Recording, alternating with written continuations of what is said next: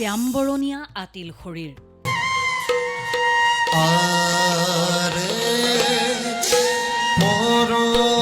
মূৰত মৌৰাৰ পাখি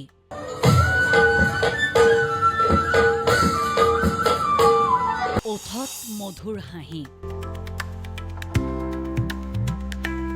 এহাতত সুদৰ্শন চক্ৰ আনখন হাতত আকৌ শংখ যেন দাপৰ যুগৰ ভগৱান কৃষ্ণ আকৌ নামি আহিছে ধৰালৈ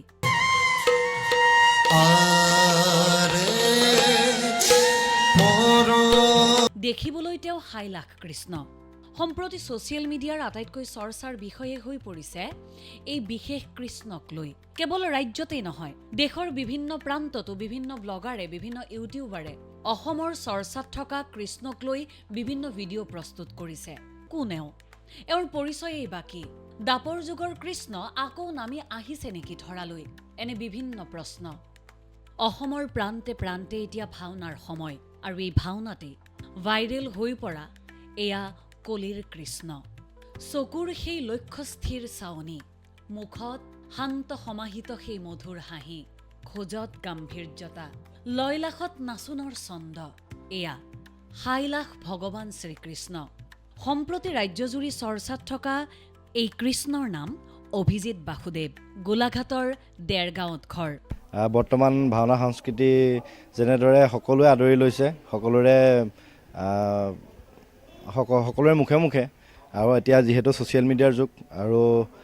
আপোনালোকৰ দৰে ব্যক্তিয়েও আজি ভাওনা সংস্কৃতিক বহু দূৰলৈ আগুৱাই যোৱাত সহায় কৰিছে আৰু এই ক্ষেত্ৰত এটা কথাই ক'ম সি যেনেদৰে খুব কম সময়ৰ ভিতৰতে জনপ্ৰিয় হ'বলৈ সক্ষম হ'ল আৰু উলিয়াই নিছে বুলি নকওঁ আচলতে প্ৰত্যেকৰে এটা এটা মাধ্যম থাকে সি আমাৰ যোগেদিয়েই অকণমান আগবাঢ়ি গ'ল তাৰপিছতে সি নিজে অধ্যয়ন কৰি পেলাই বহুতখিনি কষ্ট কৰি বহুতখিনি ত্যাগ কৰি বহুতখিনি মানুহৰ কথাও শুনিবলগীয়া হয় সেইখিনি বহুতখিনি ভিতৰুৱা কাহিনী থাকে ভাওনাত শ্ৰীকৃষ্ণৰ ভাও লৈ চৰ্চাৰ কেন্দ্ৰবিন্দু হৈ পৰা অভিজিত বাসুদেৱে সৰুতে নাজানিছিল ভাওনা কৰে কেনেকৈ মোমায়েকে জোৰকৈ লৈ গৈছিল আৰু মোমায়েকে জোৰকৈ লৈ গৈ ভাওনাৰ আখৰা কৰোৱা অভিজিত বাসুদেৱ আজি সকলোৰে বাবে হৈ পৰিছে নয়নৰ মণি যেন সকলোৱে মনে প্ৰাণে ভাবি থকা কলীয়া কৃষ্ণ গোসাঁই মই অভিজিত বাসুদেৱৰ মোমায়েক হওঁ বৰ্তমান ভাওনা সংস্কৃতি যেনেদৰে সকলোৱে আদৰি লৈছে সকলোৰে মুখে মুখে